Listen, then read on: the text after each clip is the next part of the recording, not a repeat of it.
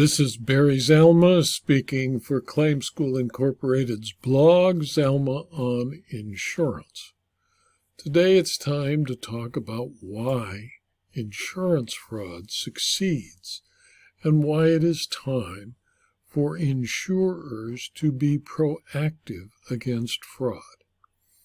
There's been much hand-wringing and wailing over the malfeasance of the corporate officers and directors of FTX Crypto Exchange, Enron, WorldCom, and others. No one, however, has gone to the root causes of the situation. It should be a foremost duty of the insurance industry to do whatever it can to defeat insurance fraud and work to compel prosecutors, police officers, fraud division or fraud bureau investigators, SIU investigators, and claims handlers to work to deter or defeat insurance fraud. It's not that some corporate executives suddenly turned to the dark side and became evil. It is not that the police and prosecutors have turned to the dark side. It is, I submit, because they were all trained by the Department of Justice and local prosecutors to believe that there was almost no penalty for their crimes because they were not prosecuted. White-collar crime, especially insurance fraud, has been ignored for the last 3 decades as a serious crime. A crime unpunished emboldens others who might never consider a life of crime to pursue wealth the easy way. Prosecution of what the Coalition Against Insurance Fraud contends is a $308 billion annual insurance fraud. The massive crime perpetrated against insurers and government insurance programs like Medicare and Medicaid are minuscule to the point of non-existence. Fraud is rampant and almost universally unpunished. Every year, more than $100 billion is stolen from Medicare and Medicaid programs across the country, while private property and casualty and health insurers lose a similar loss, closer to $200 billion or more every year to insurance criminals. Even with the recent push against Medicare and Medicaid fraud by the U.S. Department of Insurance, it is still so easy, with so little chance of being caught, to commit insurance fraud. Schools have been formed to teach gang members to commit insurance fraud so that they can move out of the dangerous field of armed robbery, where if not killed by the convenience store operator, the robber will surely be hunted down and prosecuted.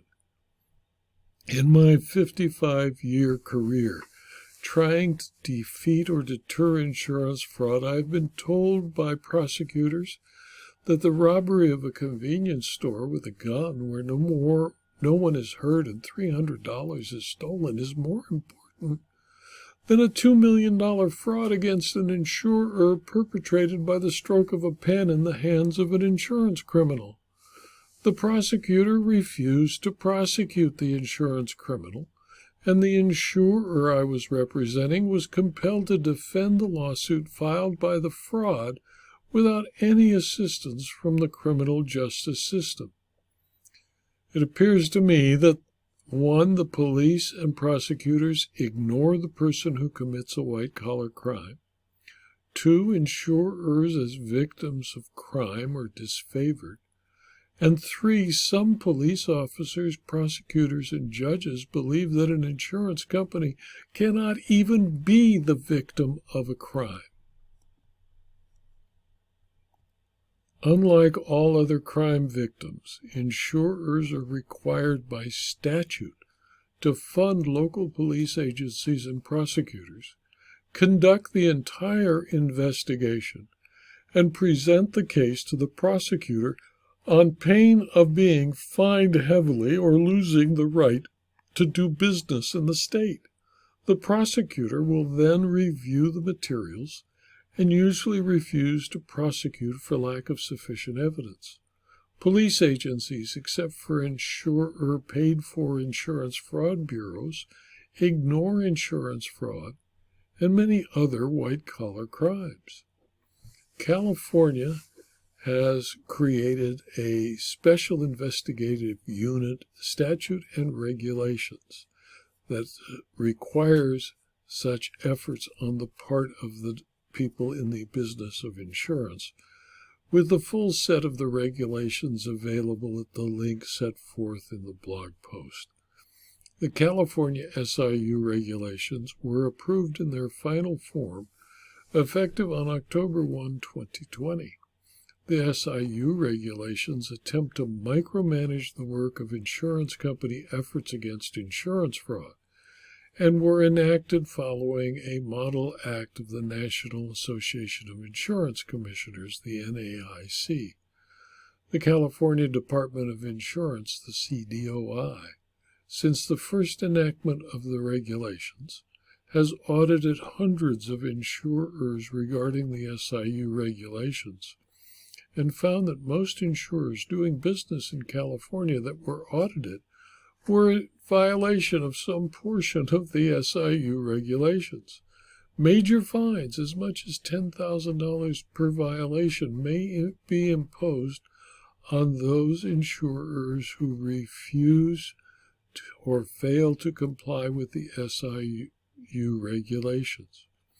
Failure to train 100 employees, as an example, can result in a fine from $500 to $1,000 to $1 million. In addition to the special assessments enacted to fund the fight against insurance fraud, the California Department of Insurance audits insurers regularly to be sure that the insurer works hard to investigate and seek prosecution of the crime of insurance fraud in accordance with the California SIU regulations, and similarly to make certain that they pay claims quickly and fairly in accordance with the California Fair Claims Settlement Practices regulations. An apparently contradictory effort. Simultaneously, the same Department of Insurance punishes insurers not paying claims rapidly or for not treating insureds or claimants fairly, many of whom turn out to be experienced insurance cheats who use the department's consumer unit to browbeat insurers into paying fraudulent claims. In addition, when an insurer's state-mandated SIU accuses an insured of fraud by reporting to the California Department of Insurance or denying a claim for fraud, the insurer will be invariably sued for fraud. Courts and juries, believing the bad reputation that insurers have in the press and public, will assess punitive and exemplary damages against insurers who accuse their insureds of fraud, looking with 20/20 hindsight at the investigation.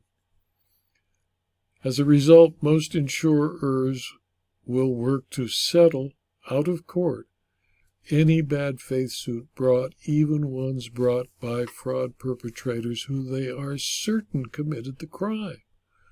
Similar businesses in the financial sector, who are also regular victims of fraud and other crimes, are not taxed or compelled to investigate crimes committed against them. No one demands that the banking industry pay for prosecuting embezzlers or bank robbers. No one demands that convenience store operators pay for prosecuting people who hold up their stores on a daily basis. No regulator requires stockbrokers to investigate fraudulent transactions. The imposition on the insurance industry and the attendant costs passed to the insurance consumer is unique. Insurers are treated differently than all other businesses in the United States. George Orwell was right when, to paraphrase what he had a character in his book Animal Farm say, all businesses are equal, some are just more equal than others. Clearly, with regard to insurance fraud, insurers are less equal with regard to crimes perpetrated against them than are other businesses. The SIU regulations set forth minimum standards. They're not intended to be a text on the handling of suspected fraudulent insurance claims that must be followed slavishly. They do not even claim to be a complete guide to handling suspected fraudulent claims or the investigation of suspected insurance fraud. The regulations are, rather, an outline of basic claims handling techniques when dealing with a suspected insurance fraud. Common findings of SIU compliance reviews the insurer should attempt to avoid include: SIU is inadequate or non-existent. Suspected fraud was not reported to district attorneys or the CDOI. Fraud referrals contain errors and omissions. Fraud referrals submitted on outdated forms. Written anti-fraud procedures are inadequate. SIU investigation proceedings and procedures are inadequate or non-existent.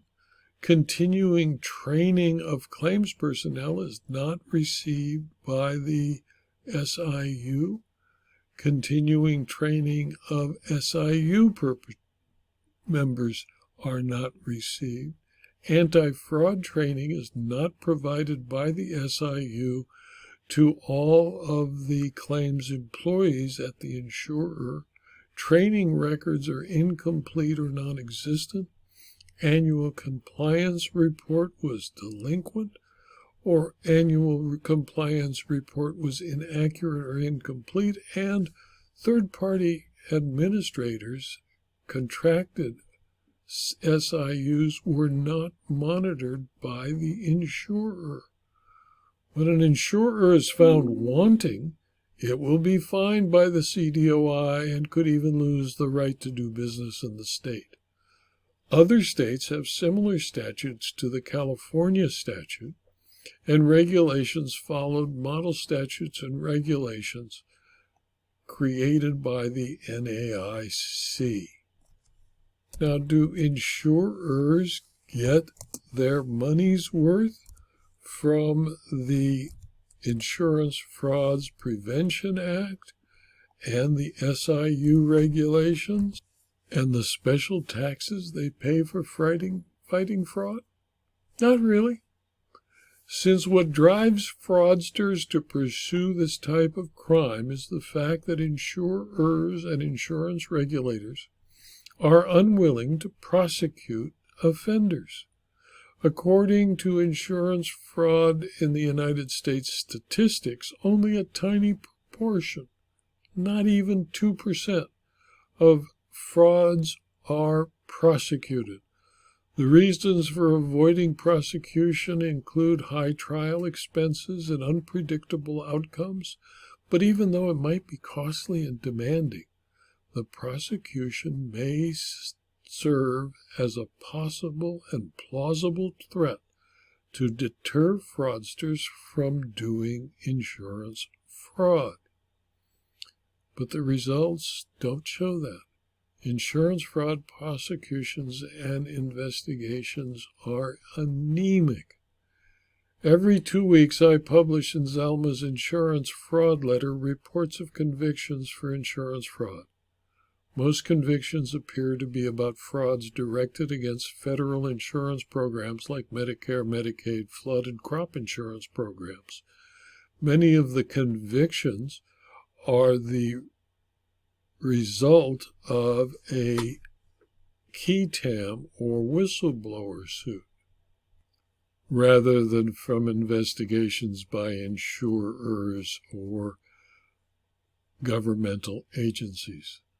The criminals are laughing at the insurance industry and at the industry dealing with Medicare, Medicaid, and other federal crop insurance and federal insurance type programs. The criminals just get away with the crime, and the few that are prosecuted and convicted have done little or nothing to deter the crime.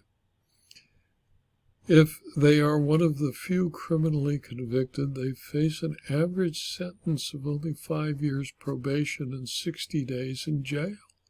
Jail time is usually served on weekends so that they can still ply their fraudulent trade on weekdays. Some few convictions are other than health insurance fraud pursued by state agencies. Very few, those I tend to report on Zelma's insurance fraud letter, are convicted in federal court and sentenced to fairly long sentences. It's rare, but they go to jail and do not profit from their crimes. Fraud bureaus are not as effective as they want to be or want insurers to believe. Because fraud bureaus and fraud divisions of the various states have minimal staff, very few of the cases referred for prosecution result in a trial or a conviction. Those convicted were a minimal percentage of the cases referred by the insurers to the fraud bureaus and fraud divisions. In California and many other states, the law requires insurers to report suspected fraudulent claims to the fraud bureau. In California, a recent new statute requires insurance agents and brokers to report suspected fraud to the fraud bureau. That, I doubt, will result in much of anything. California insurers report approximately 2,000 to 3,000 suspected fraudulent claims every month. Few are investigated, fewer are reported to prosecutors for prosecution, and even fewer reported to prosecutors for prosecution result in a trial or a conviction. There simply are not enough investigators to investigate all these suspected fraudulent claims, and it just becomes an unusual waste of time. Contrary to the belief of many prosecutors, even though people are seldom physically injured by insurance fraud, it is a major crime, with a statutory minimum punishment in most of those states where it is a crime of 5 years in the state prison. When an insured tries fraud by an arson for profit, it is also a violent crime that often results in injury to bystanders, firefighters, and police officers. Some staged accidents result in innocents as well as those involved in the stage accident suffer serious injuries and some deaths. Insurance fraud is a violent crime. Specialists who know how insurance and insurance fraud investigate it. It is, at least in California and those states that have criminal insurance fraud statutes, a rather simple crime to prove. It should be the type of case a prosecutor will want to file and take to trial, since simply presenting a single false document to an insurer is sufficient to involve a conviction for violation of the Local Insurance Frauds Prevention Act, like California Penal Code Section 550. Instead, as an ex-prosecutor said to me, quote, "Insurance fraud is a crime prosecutors run away from because the cases are usually heavy with documentary evidence and are complex, while it is easy to prosecute an armed robber because there's a witness and a video of the robbery, and that's all that's needed to convict the armed robbery. When the public is told that a group of criminals steals $300 billion every year from the insurance industry, the response is either a cheer or a yawn, not realizing that it is money from their own pockets that is being stolen.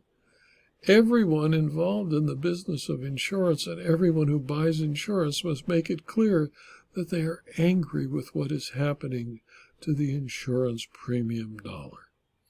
This video is adapted from my blog, Zelma on Insurance, which is available free to anyone who logs onto the URL zelma.com/blog, and you can subscribe to the blog post and you will receive an email notice of each blog posting, usually 5 or more every week. You can also subscribe to these videos on youtube.com and rumble.com. And if you do, I'd appreciate you clicking on the like button at YouTube or the Rumble button at rumble.com. You might also find useful and interesting subscribing for a very small fee to my Substack publications and to my locals community. Thank you for your attention.